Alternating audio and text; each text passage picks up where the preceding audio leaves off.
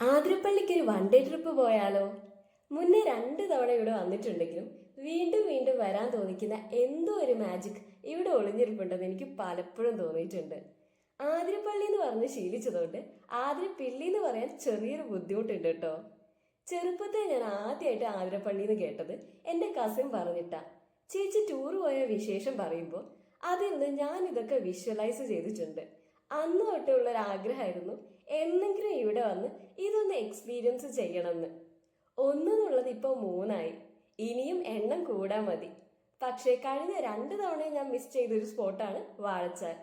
അതെന്തായാലും ഇത്തവണ സാധിച്ചിട്ടുണ്ട് കേട്ടോ. ആതിരപ്പള്ളിയിൽ നിന്ന് വാഴച്ചാലിലേക്ക് ആകെ 5 കിലോമീറ്റർ ഡിസ്റ്റൻസ് ഉള്ളൂ. അതുകൊണ്ട് ആതിരപ്പള്ളിയിലേക്ക് വരുന്നവരാരും വാഴച്ചാൽ മിസ്സാക്കണ്ട.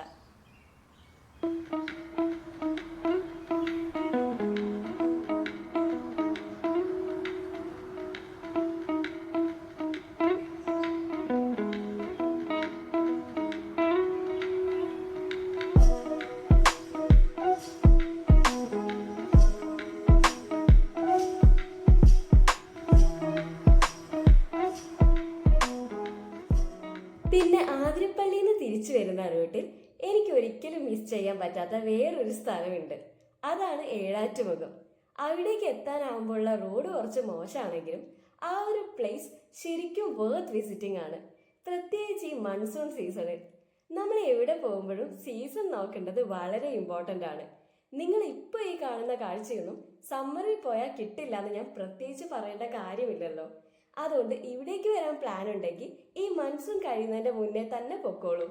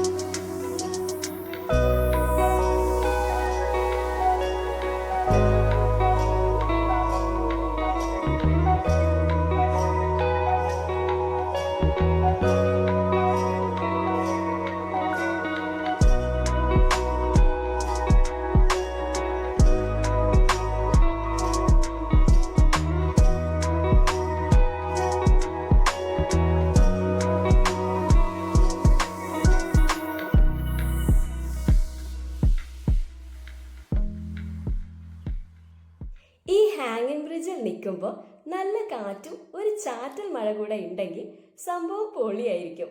മഴ പെയ്ത ടൈമിൽ ഞാനത് ആസ്വദിക്കുന്ന തിരക്കിലായതുകൊണ്ട് എനിക്ക് അപ്പോഴുള്ള വീഡിയോസ് ഒന്നും എടുക്കാൻ പറ്റിയില്ല. സോ നിങ്ങൾ അതിവിടെ വന്നിട്ട് തന്നെ എക്സ്പീരിയൻസ് ചെയ്തോളൂ.